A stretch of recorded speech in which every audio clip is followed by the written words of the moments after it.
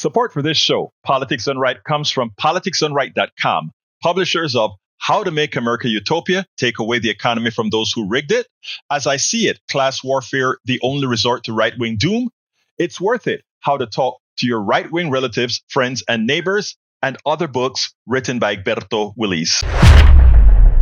Welcome to another edition of Politics Done Right. Today we have a very, very special guest.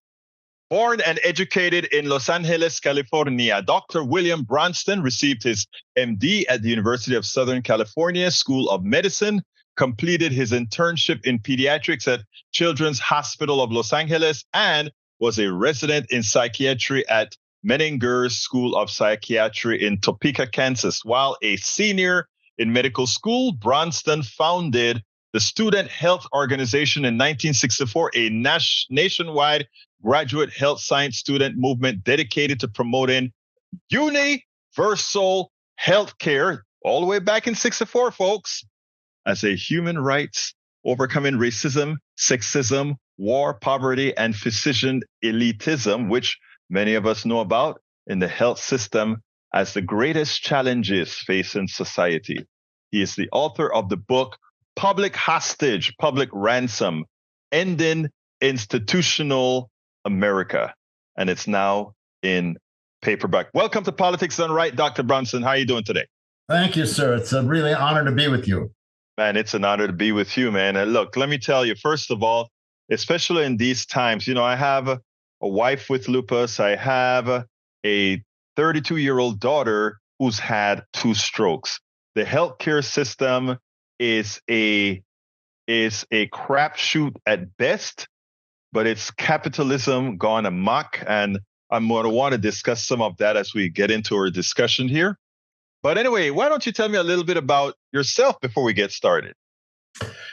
Well, I'm an organizer. I'm a physician, but I'm absolutely wedded to social justice, and I became a doctor because I just wanted to care. I think that caring for people is one of the most profound and fulfilling experiences imaginable.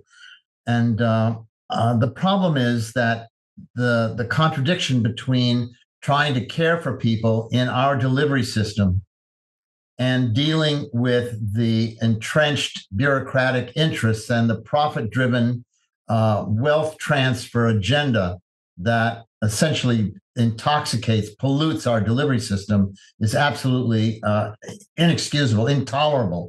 We live in a barbarous situation that divides us and isolates us. And so my whole agenda has been to organize unions, to organize student communities, to speak out against and act out against the wars, against racism, and against the inhumanity and the alienation of our medical education system in order to challenge and change the curriculum, which I've been doing all my life. I'm 84 now, so Dr. Bronston, long time. And you look great. That's all I can tell you. You look great. But that said, let me just say this: you've been doing it a long time. Long time. That is worrisome to many of us, that you have had to be doing it for such a long time, with such little change within our healthcare system. But I think we have the choice to make now a flex point. I don't know your thoughts on that. I think we are at a point where we can change the trajectory because enough people are becoming aware now, much more so than when people had the semblance of prosperity, as Dr. Richard Wolff would say.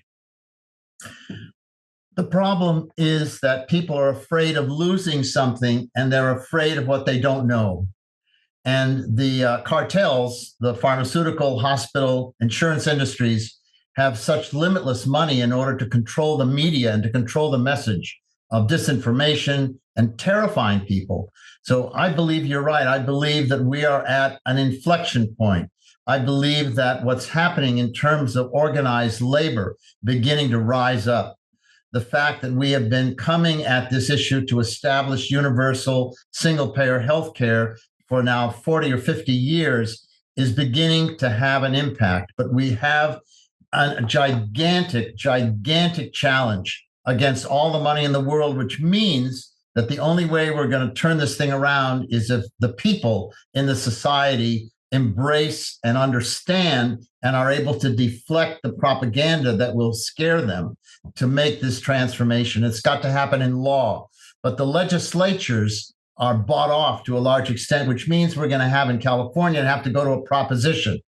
And that proposition is going to require hundreds of thousands of people signing and then voting and organizing and volunteering. When we did this in 1995, Prop 186, right, we had the largest number of volunteers ever in a proposition campaign. And so the question is, why aren't the people now moving in their self-interest in order to address this question? And the book essentially is a piece of an expose to look at the utter evil of Medicare, Medi-Cal, Medicaid. Before we get into that part, because that is actually quite important.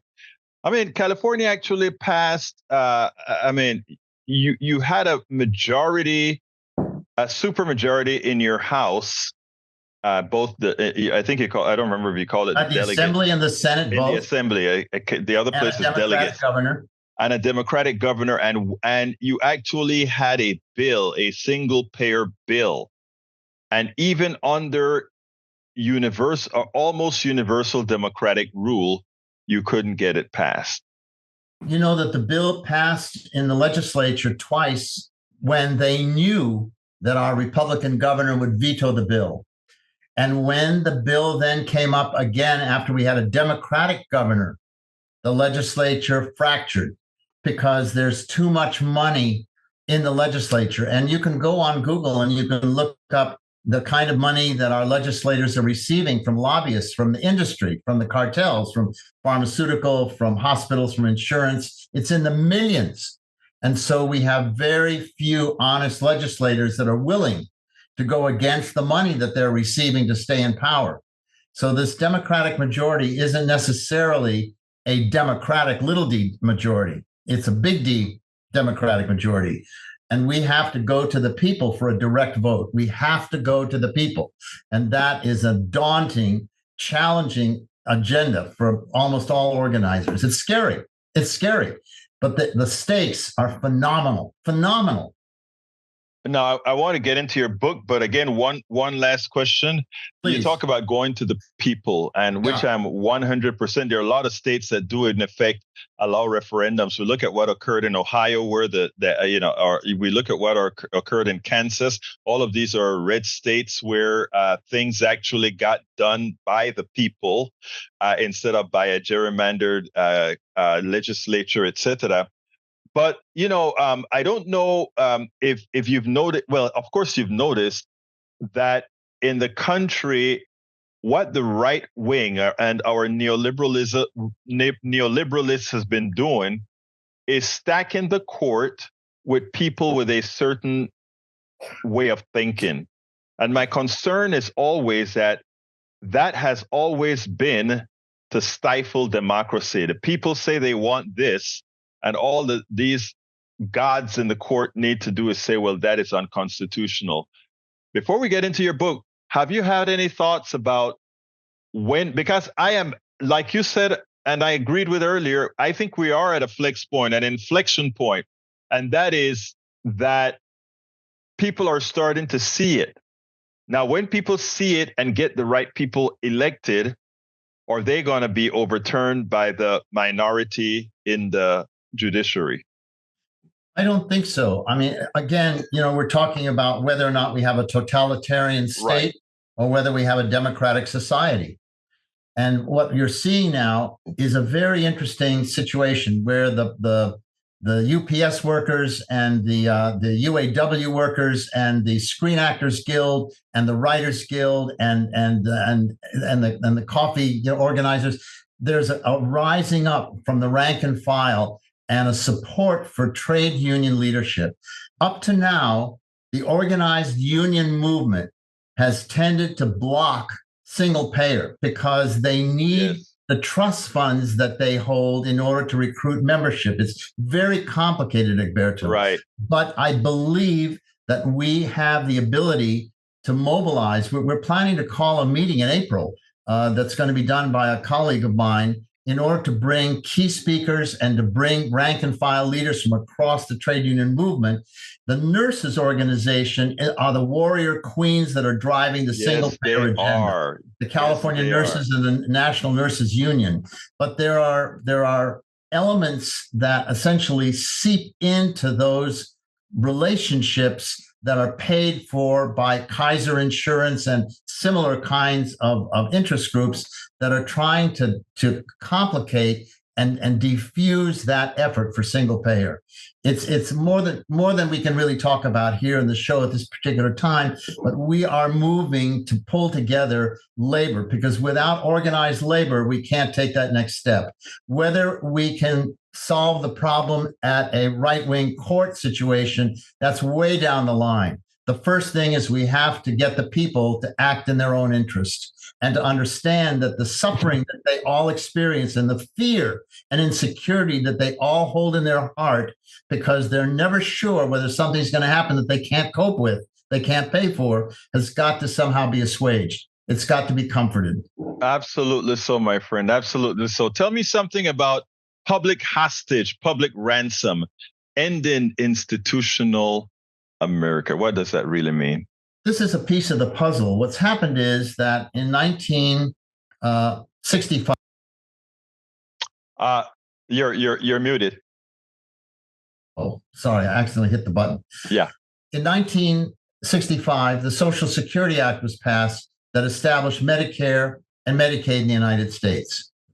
Medicaid is a third-rate, low reimbursement system with very, very punishing eligibility requirements. You have to have no money, and you have to have certain problems as in terms of being elderly or disabled and so forth.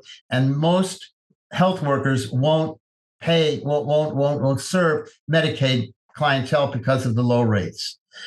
The Medicaid system has plowed $6 trillion into our economy to establish a vast institutional culture, nursing homes, supported living, hospice services, and it's all being privatized now. The private big corporations are buying out all of these facilities in order to own them privately rather than have them publicly funded.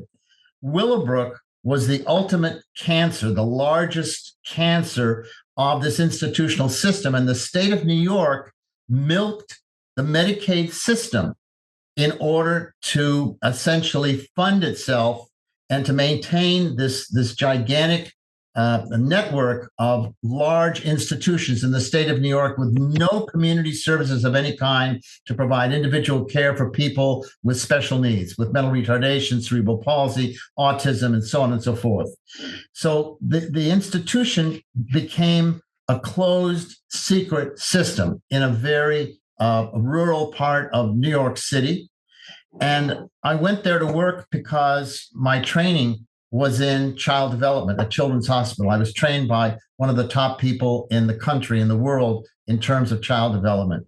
And I needed a job when I was in New York City because of some other issues that came up prior to that. I had organized a Council 50 AFSCME union in Kansas, which seized all the hospitals in eastern Kansas instead of striking the hospitals. So I couldn't really go to a place where they would check my background. Mm-hmm. Anyway, when I went to New York, I applied at Willowbrook because I figured they would hire me. And I'm a good doctor, and I'm very skilled in child development. And when I walked into that place, I was thunderstruck. I knew ahead of time that state hospitals were evil, but I had no idea how evil. And it took me a year or more to really understand and see and get a sense of the gravity of brutality and inhumanity and deprivation and violence that the facility imposed on the people. There was inadequate staff, inadequate food, inadequate clothing, inadequate medication, inadequate medical coverage, and gigantic crowding. When I started there were close to 6,000 broken people, which I call public hostages, because they were there in order to draw Medicaid money to the state of New York at the level of about $200 to $300 a day. But what people actually funded for in the institution probably was less than $20 a day. I mean, you can't imagine the squalor, the crowding, the filth, the disease that existed there, and the violence that existed there. And it was a closed system. Families would be forced to put their kids in there, and then they were told not to come back for 6 months to let the kid accommodate to that deprivation.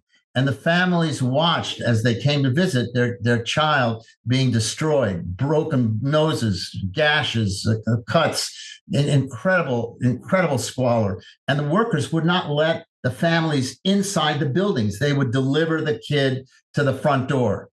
And so when I began working there, the first thing I began to do was to invite the families inside to show them why their kids were being so physically mutilated.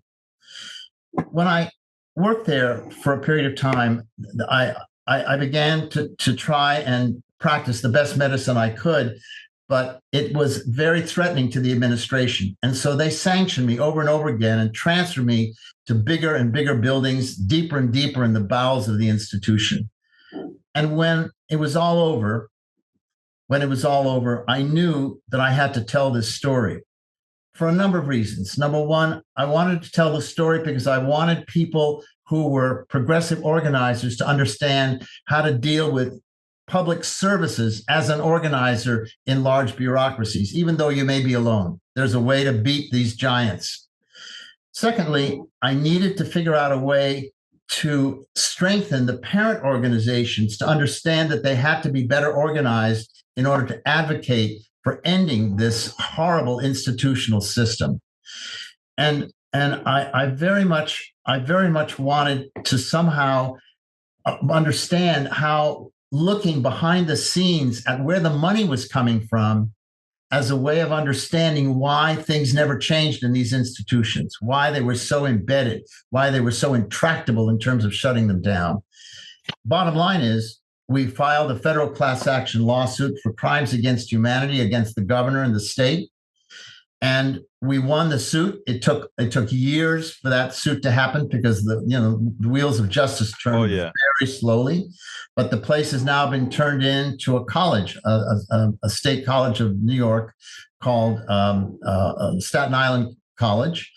And the struggle was enormous. Geraldo Rivera did an expose at one point when I had a colleague of mine that was working there that was fired for having parents' meetings there. He called Geraldo, who was a beloved friend of ours, that was a lawyer that we were working with prior before he became an ABC correspondent. Geraldo did this incredible show. And then we did a major show with Dick Cavett, that brought two of the undertakers from the bureaucracy down, the chief of mental retardation for the state and their public relations guy. And we had parents there. Geraldo was on stage, my comrade, myself. And so we began to mobilize a very large public campaign for the general public to understand something that was invisible to them and that they couldn't even imagine was existing based on their tax dollars. So the book is that story, an illustrated story, and there's photographs in the book to show the impact of the violence of the institution, not the grotesquerie or the spectacle. And it's an effort to put everything I understand as a lifetime organizer in terms of how I understand the political map of the bureaucracy, of the public bureaucracy in New York, and it's evil. It's corruption. It's arrogance. Now, what you just showed was the actual public sector misbehaving in the way it used federal dollars. And I think you say in one of our points here, follow the money. In other words, you said they were getting on the order of $300 per patient for these locations. And if they were spending $20, that would be a lot. So the question is, they were diverting all that money elsewhere. Now, it's interesting because that, believe it or, a lot of folks would say, you see, there it is. Government don't work again. And I would say, I bet I could hypothesize and say that, well, because they didn't want to tax effectively their rich benefactors, they found a way to cheat to get money from elsewhere. I'm just hypothesizing right there. Now, that said, additionally, what's interesting is government has gone from that type of corruption, right, to where the private sector type corruption you spoke about before. Because if we take a look at how the private nursing home systems and the private care systems work right now, it's the same method that they use. Minimize the amount of money for the patient care, maximize the amount of money for the corporations who are running and taking over home after home after home, meaning care center after care center after care center. And likewise, hospitals that most of the money no longer goes into care, but it goes into profit and otherwise, which tells me we do need that bill of healthcare rights that the law has to guarantee. I think you mentioned that up front. People can't imagine getting care in our system without paying for it. Right. They can't imagine that. They can't imagine not having nursing homes to handle their elder and dependent relatives because they have to be able to go to work and they can't take care of somebody who needs around-the-clock services. And they can't imagine a transformation of the workforce that really is a socialized workforce that is diverse, that is culturally competent, that is multilingual, that is around the clock, and that is individualized in order to transform the society into a different kind of an entity than what we have now. What we have now is so barbarous and so embedded in people's expectation and familiarity that the idea of transforming society seems unreachable. It's intimidating. It absolutely paralyzes people, and the misinformation out there and the authoritarian power of the delivery system is terribly, terribly intimidating for ordinary people. They just don't have a sense of being able to beat that situation. It's not that the government is bad. It's that bad government is bad. It's not that the private sector is. I mean, what's happened is that from the state forcing us to defraud the federal government by misrepresenting and upcoding what we were dealing with in the institution. But what's happening now, which is now 50 years later from when my battle existed in Willowbrook, the whole situation now exists for the entire population because as we age, Egberto, we become essentially dependent. And like people that were labeled then with mental retardation or cerebral palsy or autism or muscular dystrophy or whatever, now by just being old, the parents who fought to deinstitutionalize their kids are into institutions themselves. And the kids who are now 50 years older are headed back into congregate segregated facilities because they're old, not because they have some special need other than the fact that they need assistance in terms of some operational need that they have in their lives.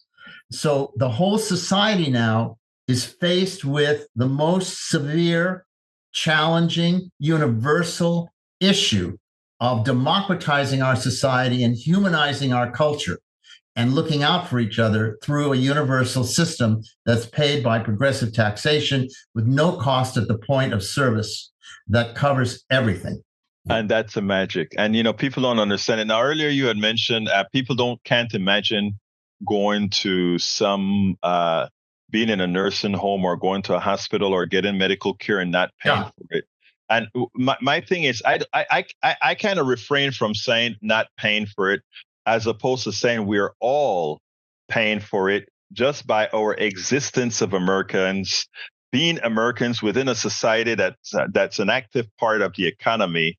We're actually all paying for it. There's nothing anybody is getting for free. Even the welfare recipient is a functional part of the economic system because they are a conduit of the circulation of money, however it's gotten. And I wrote a book a couple years ago called How to Make America Utopia, Take Away the System from Being Rigged. And the reason I did that was to say, imagine just imagine what things could be. And I love the way you brought that up earlier.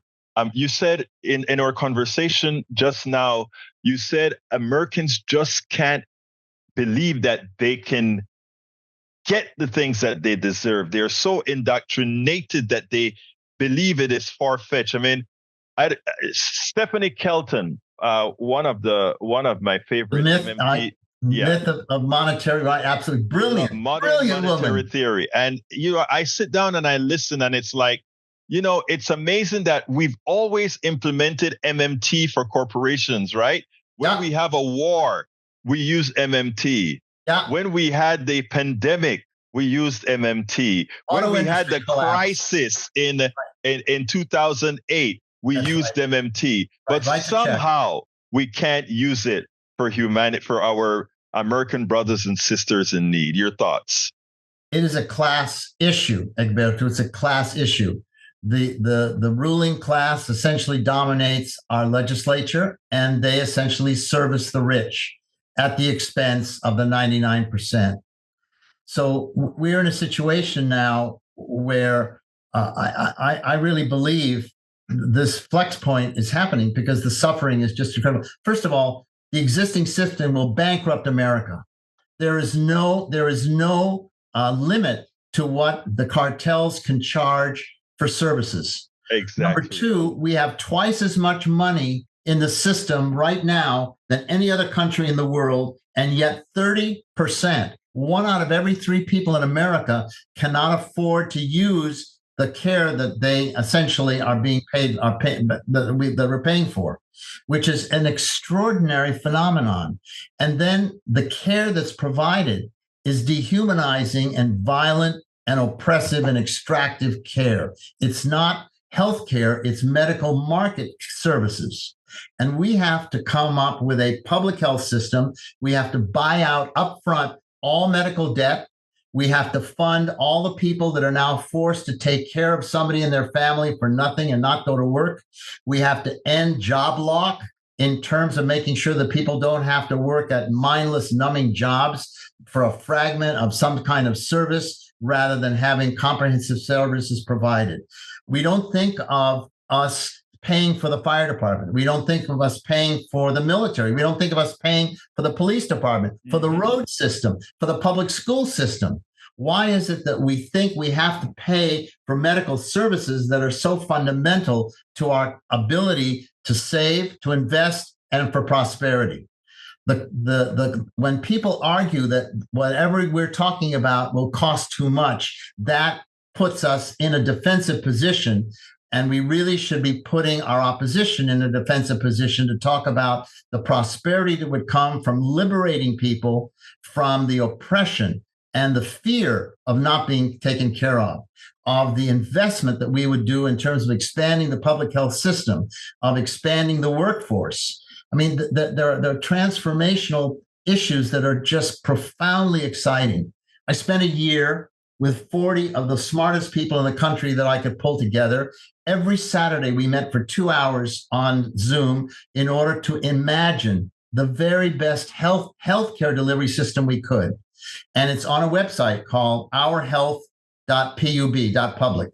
The whole model is there. And now the job that I'm struggling with is to get mass organizations to think about the best possible healthcare system that we can imagine and put it into place. Because unless we deal with those issues that will inspire the general public, rightful care, comprehensive benefits, ending medical debt, essentially providing specialized teams for mental health services, for rural and agrarian health, for educational system, the people that need to go into the school system, K-24, are different than the people that have to go into the farms and into the rural areas to deal with farm worker health and with the agricultural world. The people that have to deal with the catastrophic, outrageous situation with the houseless community is a different crowd. We're pouring millions of dollars to deal with homelessness with absolutely no success whatsoever because we're not dealing with it from a social standpoint. There's an incredible book that was written by this marvelous young woman who lives in Philadelphia called Health Communism. Mm-hmm. It's a powerhouse, like your book. It's a powerhouse. It changes the whole way people look at and identify with and understand what they're due. We're already paying for a system that we're not getting. Exactly. And it's an outrage. Outrage. Exactly. Now, let me just, before we close, I want to first say how impressed I am to hear. I can't call it your point of view. I have to call it the point of view, because until we get there, until we are able to find a way to have people get that courage and belief that not only that they can achieve, but that they deserve, that they've earned that right for that kind of life. After all, we built the most powerful country for none. That wasn't done by Bezos.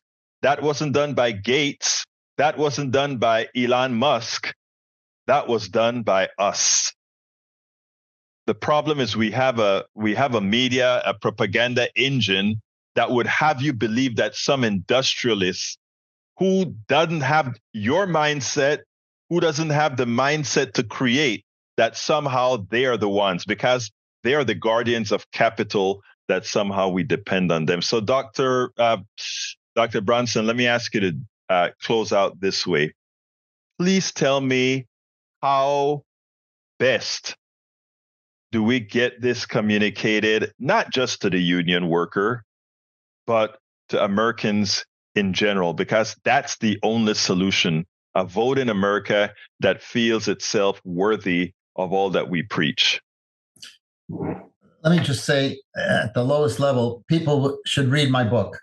I'm not looking for money, but people have to understand the evil of Medicaid and the evil of institutionalization and be alarmed and alerted to the danger of their own future and the future of their family. We must change the system. Otherwise, we're all going to wind up in institutions. Then, in terms of dealing with the change, we have to have a written model that people can essentially look at and make minor changes in the language or in the model. I have produced that model because without that model, we're talking generalities. We're blowing smoke. And people have to have a document that they can look at that describes in detail all aspects of a true public health-driven healthcare delivery system. Then we have to figure out how to put together the public base of the cutting edge, the vanguard group of organizers that have internalized the moral imperative of this agenda. People like Bill Barber, people like Ralph Nader, people like the head of Black Lives Matter, of Me Too, of the youth that are working on gun violence. We have to build some kind of a coalition across vertical interests in our society, whether it's gun violence or misogyny or whatever.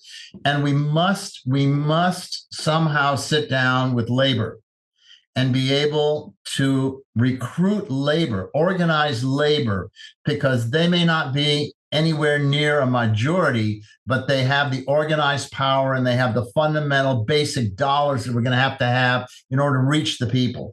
And we need programs of people like yourself in order to essentially trumpet the truth, trumpet the discussion, build in a sense of confidence and comfort and conviction and outrage in the general public that this must be done, it will be done, and we will do it. We will do it.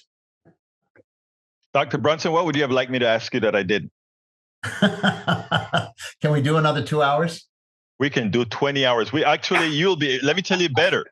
You'll be on again, but I still want an answer to that question. You'll be definitely on again, because I mean, I want to tell you something offline, but go ahead and tell me, what would you have loved for me to ask you? I stump everybody with that one, but I love to do it.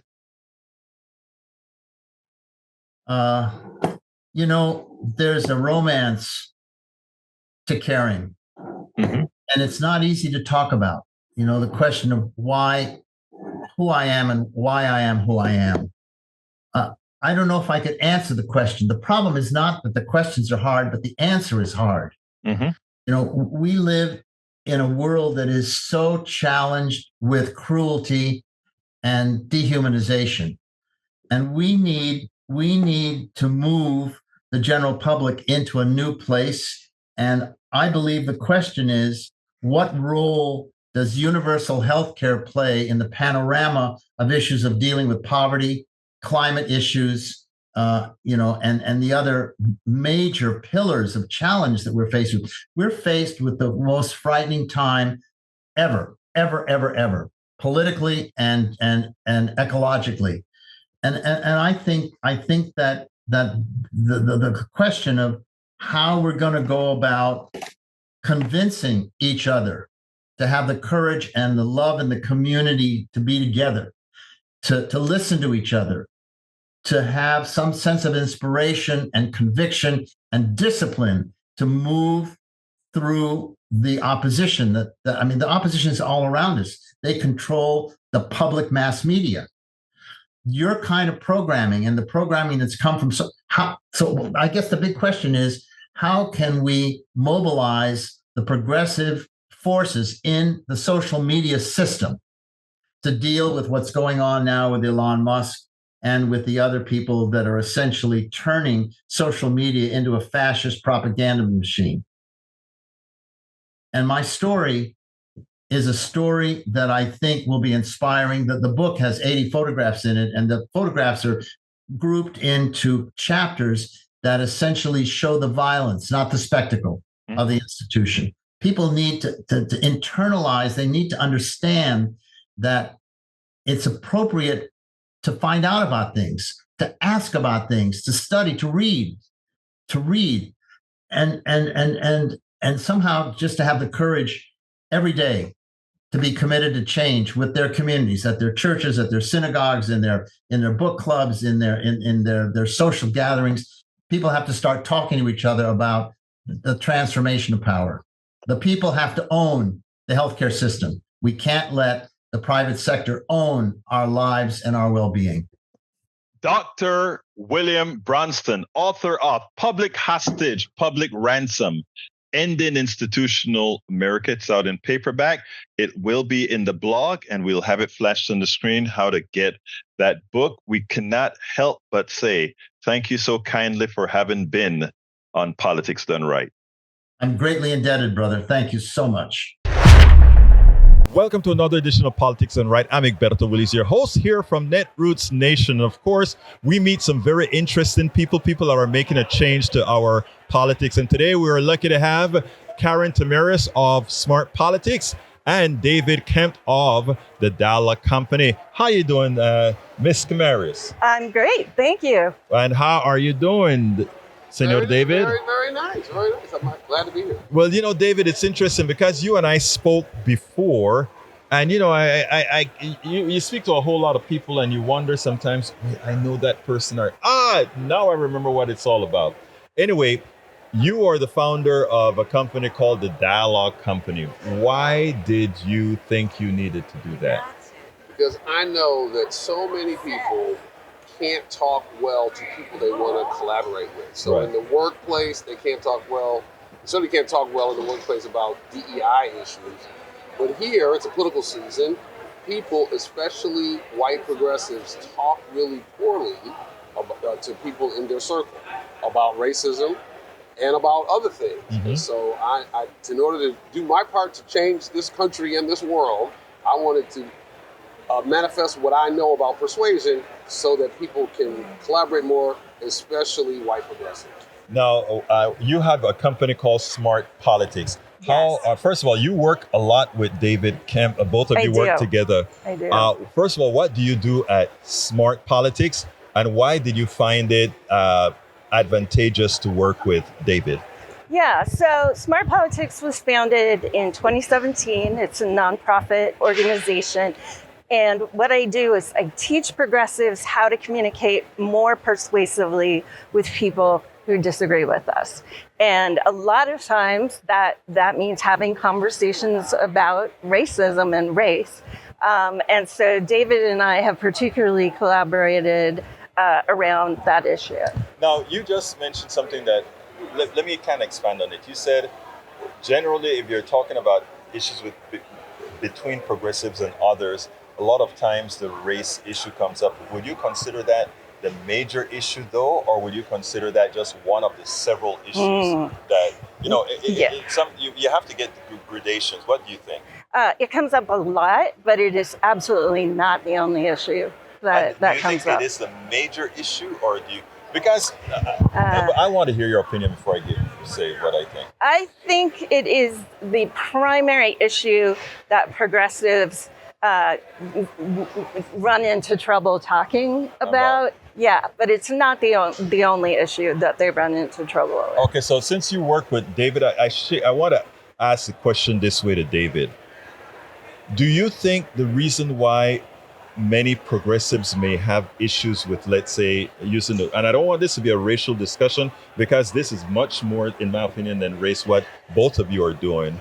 But do you think it has something to do that just people are people? In other words, let me tell you, in my personal dealings with people, I don't find that conservatives are any less racist than progressives. The only difference I've seen, and y'all can correct me, both of you can, the only difference I think I've seen is that progressives intrinsically want to do something about it, even if they themselves have that cancer, they want to do something about it, while conservatives just throw their hands up, said to hell with it. That's life. Your thoughts? My analysis is that conservatives, progressives might not be different in how much they're racist, but you're right that they're different in how much they care about racism. The way I think about it is that the two fundamental questions are, how much does bias and racism exist now? Mm-hmm. Conservatives tend to say very little. Progressives tend to say a lot. Mm-hmm. And how much does our historical racism affect us now? Conservatives say very little. Progressives say a lot. And they differ on those questions, but they have a tough time talking about that. But then, of course, the third question is, if there's any impact, should anybody do anything about it? And progressives say yes, conservatives say no. So I don't think the issue is who's more or less racist, but I think it's more about the worldview about racism that divides people and that they cannot talk about well. And because they can't talk about it well, it becomes one of many other issues that lights up the Thanksgiving dinner table, because people accuse each other of bad faith, accuse each other of being evil, and they use conversational practices that don't help enhance things. And that's what we work on. And that is great. And let me just say something, Karin. I agree with just about everything that David just said. But it's so interesting to me, from my point of view, the race aspect of all our problems is really so, and I want it to come out right. It is prevalent, but it should be minuscule. I don't know that I'd say it should be minuscule, mm-hmm. but it shouldn't be any bigger than our challenge in talking about mm-hmm. other things. I think I used the wrong word, because what I want to say is that it is kind of silly on our part that it plays such an important role when there are so many other things that affects us. Like let's put it this way: you're a white woman, I'm a black guy. Let's say you just hate me because of the color of my skin, right? That doesn't go, except for power, as far as being able to control my well-being. Other than that's a big thing, but in just the prejudice portion about it, it doesn't matter. But me trying to take away your right as a woman to do what you want with your body, something that has a lasting effect, it's a powerful thing. Yet, we would let that racial discussion overshadow that. Potentially, but I think one of the things you have to keep in mind in all of these conversations is the role that trauma plays and the way that gets kind of repeated in our conversations. Mm-hmm. So yes, we may be in any given situation dealing with one power dynamic. The way it feels because of the history of trauma may be very different from the absolute objective analysis. Right. She says that as she's a psychiatrist. Right. Like she calls herself political psychiatrist. You know what? She knows what you're talking about. I was just about to get into trouble with her being a psychologist because my daughter is I have to say a doctor because she finished medical school, but she's not going to be practicing. But she teaches me quite a bit in analyzing these things, and we go back and forth as far as the psychology is concerned. And I guess I may have to develop more empathy for that thing that you just called trauma. And because I guess being a tough-headed SOB, I mean, but I'm serious, right? I have issues about trauma. Is trauma a crutch or whatever? So I think maybe I have to learn to accept that for some people's biology, trauma is an issue. Yeah. I mean, no matter who you are as a human being, you're carrying some kind of emotional baggage with you, and it's going to show up in political conversations. Right. And we cannot be completely rational in these conversations, even if we want to. It's impossible. Okay. I really have to learn that you can, so you're saying that you can't supersede trauma, or that you can't supersede trauma, or that you have to learn how to supersede trauma? Well, we have to learn to work with our trauma and accept it, and accept that other people are going to always interact with us in ways that reflect their life experience, and they are not going to see the world necessarily the way we see the world, and yet we have to work together. So we have to learn how to talk with one another despite those differing experiences. I guess that is why things like, I'm an engineer, things like science don't always work, because you have, it's not just A plus 1 plus 2 equals 3, or, it's not the Pythagorean theorem or something like that. You have to go, well, I think deep inside I get it. I guess sometimes in certain places I don't want to get it. Yeah. It's challenging, and it is hard work. Yeah. And righteous indignation often feels better than the hard work. I think that's a phrase, David, that I want to start using. Say it again. Say it. Righteous indignation is more fun than hard work. Oh, wow. I really like that. You need to put that on a bumper sticker. How about outrage is a drug? Like outrage. Ooh, that's good. I mean, that one. You say hers was short. I mean, hers was long, and you just came and gave the counter punch. Pow, pow. Right. No, it is. I mean, that came from one of my workshops on the White Ally Toolkit. I've done a lot of work with helping progressive people who think racism is a problem. Again, talk to like white folks, who talk to people in their family or circle who don't think racism is a problem. White folks are split 50-50 on that question.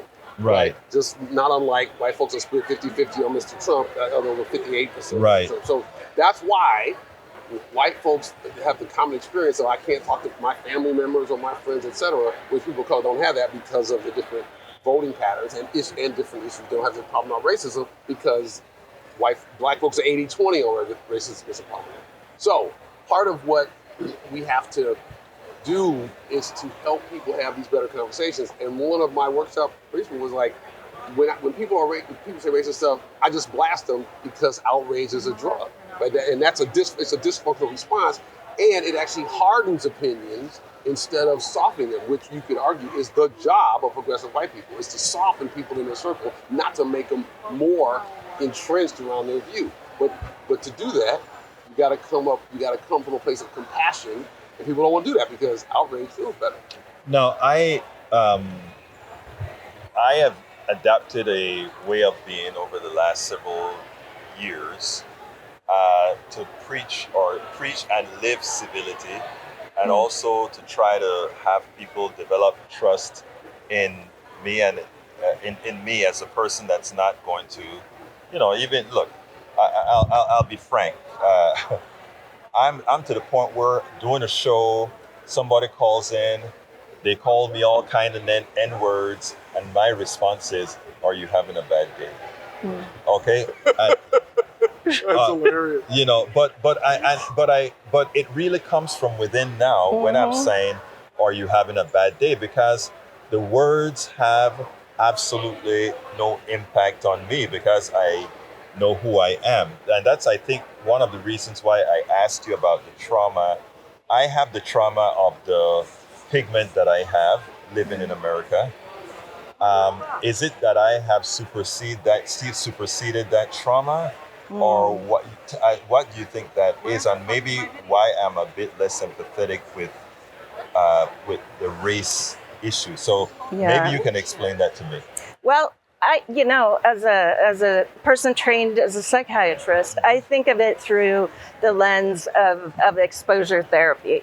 So how do we treat PTSD in a patient? We do it with exposure therapy, where you subject yourself a little bit to environments in which you have to confront things that make you very uncomfortable, may trigger past trauma, may really be difficult for you, but your body naturally acclimates over time if you stay with it. And so eventually you get to a place where it just doesn't land anymore. So that is like a vaccine. A little bit. You almost sounded like a vaccine. But right. Wow, that is amazing. I like that. So anyway, moving on. So David, what is your goal? What are the goal with you working together with Karin? What do you expect to accomplish in our body politic? Because the truth of the matter is, our body politic is in deep caca right now. Yes. So what is your, and this is pretty much how I'd like to end it. Where do you go from the policy, the type of methodologies you're using? And I'm going to ask the same question to Karin.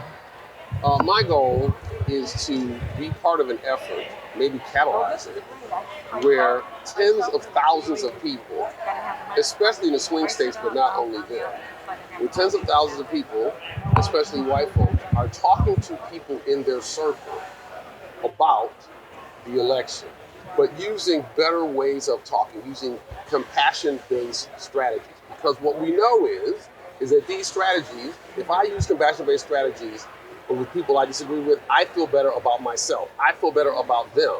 And overall, if I use those strategies, even if they don't, sometimes they change their mind, but sometimes they just decide that if they're voting the other way, they just decide not to vote, because part of their voting behavior is driven because of their hatred of liberals. And so if I create a positive encounter, they feel less resentment, and some of those people will vote differently or not vote. And so that's my goal. I love that. Believe it or not, some of that I wrote in How to Talk to Your Right Wing Relative Friends and Neighbors. So I'm 100% with you with that. And sorry for stepping you. Right on, brother.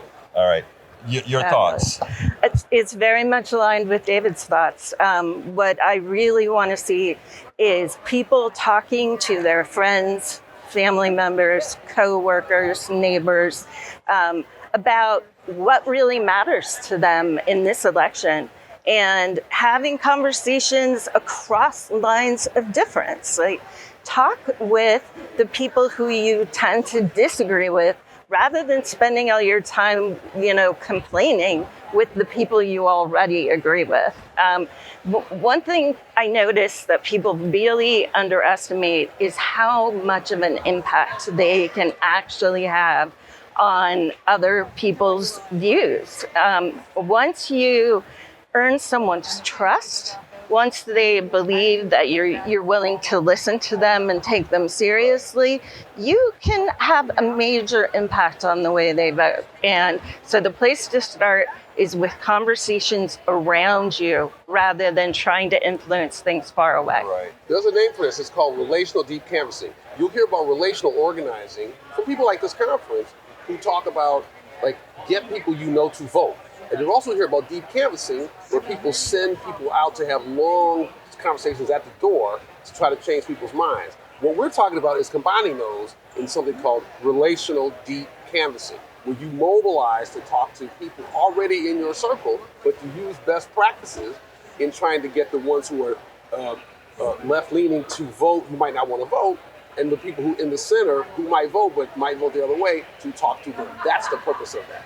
Karin, thank you so kindly for enlightening us. That was excellent. And David, thank you so kindly once again for being on Politics Done Right. I mean, I think this has been an enlightening conversation.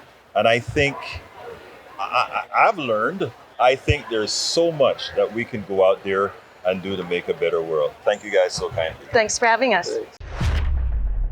Is Bezos worth the money that he has? What's that? Is Jeff Bezos worth the money that he has? Yes. Why? That's very complicated, but billionaires, all right, and there's billionaires, and let's agree on this. There's billionaires that are on both sides of the political spectrum. And let me just tell you, I disagree with billionaires on all sides. I think whether you're a progressive billionaire or you are a conservative billionaire, you didn't earn it, but please correct me. Okay, yeah, I would love to get clarity on that. How did they not earn it? Let me explain. Because first of all, the collective wisdom of this country come from us all. I was a former employee of NASA contractors, etc. I was part of the people who built the space station that's up there right now. Jeff Bezos took a lot of the technology that we built collectively, and by the way, that you, Mr. Bryce, paid for, and thank you so kindly. You paid for that technology. We get Musk that comes in, and Musk goes ahead and puts a rocket in suborbital flight, something that we've been doing since the 1960s. And the media and everybody say, oh, he did a great thing. But he was working off the collective knowledge of all of us. Click our bio for more videos, podcasts, and blogs, or visit politicsdoneright.com/info. Support for this show, Politics Done Right, comes from politicsdoneright.com, publishers of How to Make America Utopia, Take Away the Economy from Those Who Rigged It. As I See It, Class Warfare, The Only Resort to Right-Wing Doom. It's Worth It, How to Talk to Your Right-Wing Relatives, Friends, and Neighbors, and other books written by Egberto, Willies.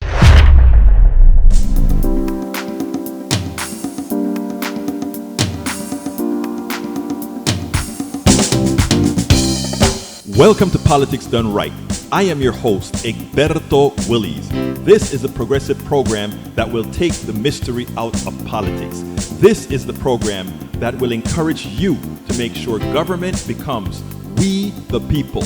Whether you are liberal, progressive, conservative, or otherwise, you get to air your point of view. We are an independent media outlet that, unlike mainstream media beholden to corporations, we only owe allegiance to you.